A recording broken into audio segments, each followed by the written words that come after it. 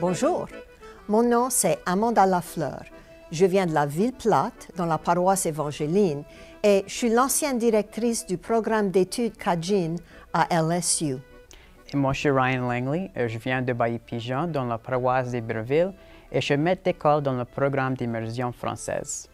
On est ici aujourd'hui pour vous présenter quelques caractéristiques du français vernaculaire de la Louisiane, des mots, des structures, des prononciations qui sont typiques de notre langage et qui varient du français standard.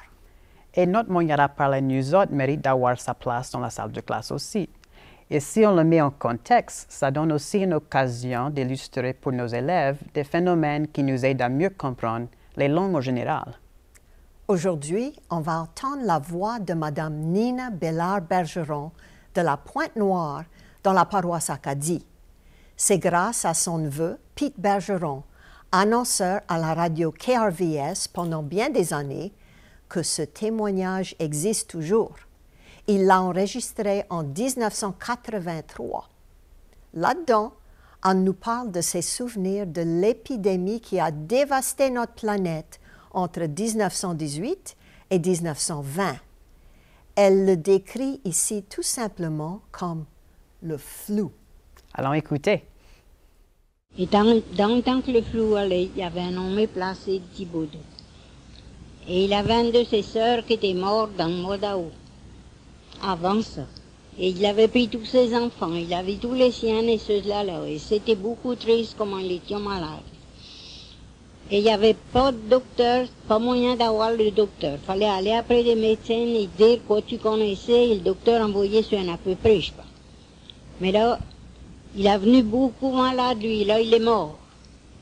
Et quand il est mort, il était tout préparé, tout depuis. Ils n'ont pas pu, il est mort comme à minuit à soir. Ils n'ont pas pu le préparer avant 1 heure le lendemain après-midi. Et là, pas seulement le prêtre qui a pu venir le voir. C'était beaucoup pitoyable. Là, la mère a resté avec 5 enfants pour elle et 4 enfants pour sa belle-sœur. Et là, ça a mouru jusqu'au grand printemps. Wow, ça fait drôle d'écouter cette histoire d'une pandémie qui est arrivée il y a plus de 100 ans. Ouais, le flou de 1918. Flou, c'est un emprunt à l'anglais, mais en fait, le mot en anglais, c'est un emprunt à l'italien. L'influenza, influence. Et je peux comprendre pourquoi Mme Bergeron dit le nom anglais. Parce que ce n'était pas un problème spécifique à la Louisiane, mais c'est une crise nationale, même internationale. Le monde en parlait beaucoup dans les médias américains. Tu peux penser à d'autres mots comme ça, Ryan? Des mots qui sont des emprunts à l'anglais pour parler de quelque chose de nouveau? Oh oui, comme un truck, ou même un pick-up, ou un computer. Oui, des bons exemples, tout ça. On n'est pas les seuls à faire ça non plus. Oh non. Ça se fait. Comme c'est notre premier programme, ça serait bien de parler de la prononciation Anne, comme Anne de ses sœurs. Tu sais, on pourrait rentrer dans une grande discussion ici sur la nasalisation en Louisiane, la dénasalisation, la relation entre l'écrit et l'oral et tout ça. Mais pour aujourd'hui, on va tout simplement dire que un et N sont les prononciations louisianaises de l'article indéfini. Un garçon, une fille. Un jardin, une maison. Et il y a une autre petite différence de prononciation aussi avec le mot d'août. On voit bien que le mot écrit commence par la lettre A. Et en général, les lettres d'un mot écrit comme ça sont là pour une raison. Ça indique qu'à un moment donné dans l'histoire de la langue, août était la prononciation courante en France. Au 16e siècle, ça a commencé à changer, mais les Français ont gardé la vieille manière de l'écrire. Ici, en Louisiane, on a gardé aussi 2 vieilles manières de le dire, août et août. Il y a d'autres mois qu'on prononce différemment aussi. Comme les Français, on dit juin, mais il y en a aussi qui disent juin. On dit juillet, mais aussi Juliette et Juillet.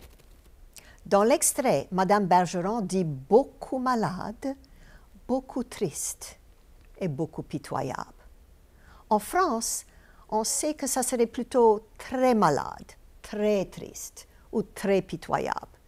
Mais l'adverbe très est beaucoup rare en Louisiane, excepté peut-être chez le monde qui a étudié le français à l'école. Cet usage de beaucoup ne fait pas partie du français standard, mais c'est quand même quelque chose qui se trouve dans d'autres coins de la francophonie. Il y a même des exemples de cet usage en France. Et la prononciation « 4 enfants » ou « 5 enfants », c'est ça qu'on appelle des fausses liaisons. Une liaison, c'est quand la consonne finale qui serait normalement pas prononcée à la fin d'un mot est prononcée devant un mot suivant qui commence par une voyelle. Donc, les tigres, mais les éléphants. Une fausse liaison, c'est quand on ajoute une consonne qui ne serait pas là ordinairement, mais c'est souvent là par analogie.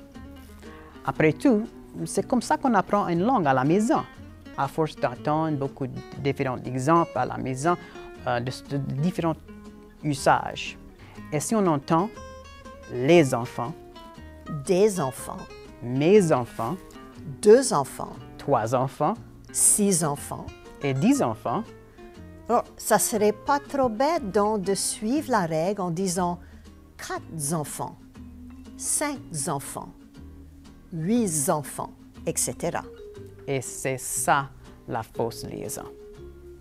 Mais oublie pas que même les Français acceptent certaines fausses liaisons comme correctes ou standards. Mais oui, comme comment va-t-il, par exemple? Ah, le t que tu entends là-dedans, c'est ajouté tout simplement pour éviter de mettre 2 voyelles ensemble. Comment va-il? C'est lourd sur la langue. Oui, comme on dit ici en Louisiane, c'est mouillard en plate. Ouais. Mais comment va-t-il? Eh bien, ça sort de la bouche lisse comme un papillon. On peut parler du verbe mourir. OK. En Louisiane, la forme du passé composé de mourir peut varier. Il y en a qui disent « il est mort » pour parler de l'acte de mourir et de la description d'une personne, comme on fait en français standard. Mais pour beaucoup de Louisianais, il est mort est une description, alors que il a mouru décrit une action ou un changement d'état. C'est un moyen de résoudre une ambiguïté. Ça qui est intéressant avec Mme Bergeron, c'est qu'elle se sert des 2 formes pour parler de l'action de mourir.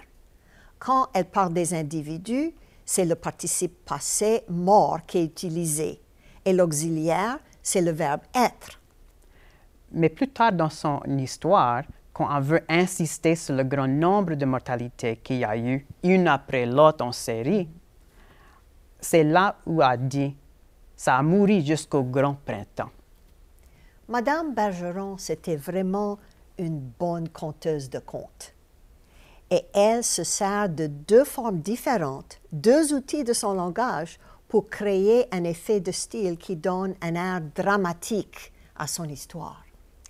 On approche plus de temps, mais allons voir vite quelques expressions utiles comme « il n'y a pas seulement le prêtre qui a pu ». Il n'y a même pas le prêtre qui a pu. Le docteur envoyé sur un à peu près. Un à peu près serait une approximation. Et Étienne a dit « ils étaient malades ». Ils étaient, c'est ils étaient. Ça, c'est une ancienne forme de l'imparfait qu'on va voir en détail une autre fois. Mais avant de partir, Ryan, toi, tu es maître d'école. Est-ce qu'il y a quelque chose qu'on a discuté aujourd'hui que tu pourrais partager avec tes classes? Oh oui, mais on a beaucoup parlé du mot flou, par exemple, aujourd'hui, avec Mme Bergeron. Et on peut comprendre pourquoi ça sert du mot anglais, parce que c'était quelque chose de nouveau. Mais pour moi, dans la salle de classe, comme prof, comme maître d'école, moi, j'aimerais mieux que mes élèves empruntent quelque chose à un pays francophone. par exemple, si je dis quelque chose comme computer, je pourrais y dire qu'il y a un autre mot pour ça, un mot français, ordinateur. Pareil comme email. On pourrait utiliser le même mot que les Canadiens, un courriel. Et pour les Français, comme qui se servent du mot anglais aussi, comme le rocking chair, nous autres, on a un mot pour ça aussi, comme berceuse ou une berce. Comme nous autres, au Pays Bijon, on dit une berce.